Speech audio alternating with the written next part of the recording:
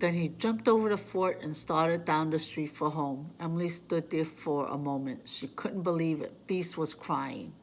It's all your fault, she told Don Bosco. She swallowed. Come on, Stacy, she said. I think we better go home, too. So Beast was crying. Chapter 6. It was Monday morning. Emily walked to school slowly. She tried to think of what to say to Beast. Maybe he wouldn't even talk to her. She went into the classroom and started for the closet. Beast was jumping around at the coat hooks. She stopped for a minute. Maybe she should say she was sorry. She opened her mouth.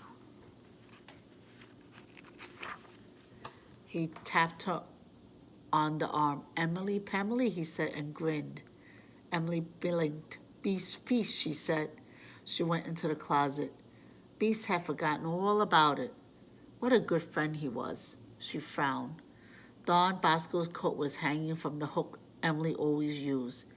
Emily marched all the way down to the end of the closet. She piled her jacket and hat on a hook. The jacket was too puffy. It slid down to the floor. That happened every day. So what? The jacket was so old her wrists were hanging out. She straightened her collar with the wheat old pin. Sherry Dent came alone. This closet is a mess, she said. Junk all over the floor. Emily started to make a face.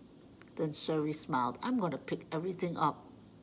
She reached for Emily's jacket. That's my resolution. Emily changed her face. She smiled back. Sherry stuck Emily's hat on top of the shelf. Only on Mondays. I don't want to be here forever. She looked at Emily's wee old pin. Nice. From my grandmother, Emily said. Up in front, Miss Rooney clapped her hands. How many think they're good spellers? Emily went back to her seat. She took a last look at her spelling book. If only she had studied harder yesterday instead of going out.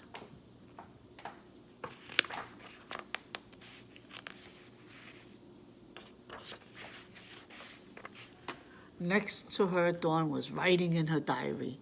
I love a spelling bee. What a show-off that Dawn was. Ready, set, go, said Miss Rooney. Everyone raced to the sides of the room. Girls on the window side, boys on the door side. Emily raced last. She was glad Beast and Matthew were worse spellers than she was. They'll be out ahead of her. They always were. Smell Monday, Miss Rooney told Linda Lorca. Everyone pointed to the chalkboard. Monday, January 6th was up on top. Oops, said Miss Rooney. How about Friday? Easy, said Linda. She spelled Friday so fast Emily couldn't keep up with her. Emily crossed her fingers. If only she didn't get Tuesday.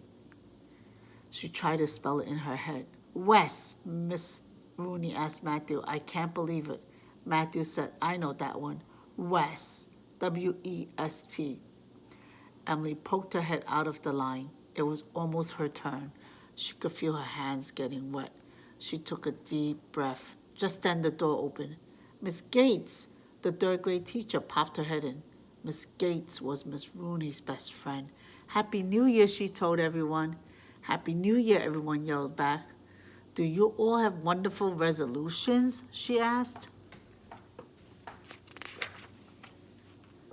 I've got mine, said Timothy. Me too, said Sherry Dent. How about you, Miss Gates, asked Miss Rooney. Emily was surprised that Miss Gates would ask. Miss Rooney was really perfect. She didn't need resolutions. Miss Rooney looked serious, though. She nodded at Mrs. Gates. I'm going to be a better teacher this year. Miss Gates smiled. That's my resolution. 2, she waved at the class. Then she went out the door again. Miss Rooney looked at Jill. Friend. Emily crossed her fingers for Jill. Emily knew it through. It was Beast's turn. Beg, said Miss Rooney. Whoa, said Beast. He made believe he was wiping his forehead. That's easy.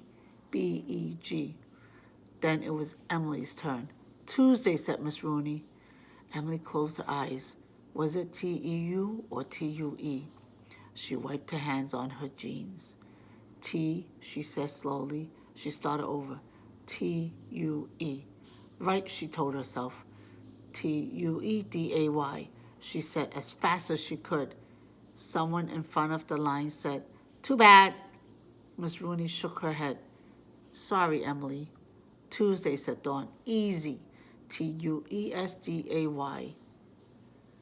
Emily swallowed. She had forgotten the S, the easiest thing in the world.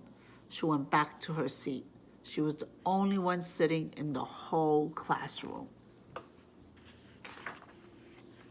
She took out a piece of drawing paper. She bent her head down a little so no one could see she was almost crying.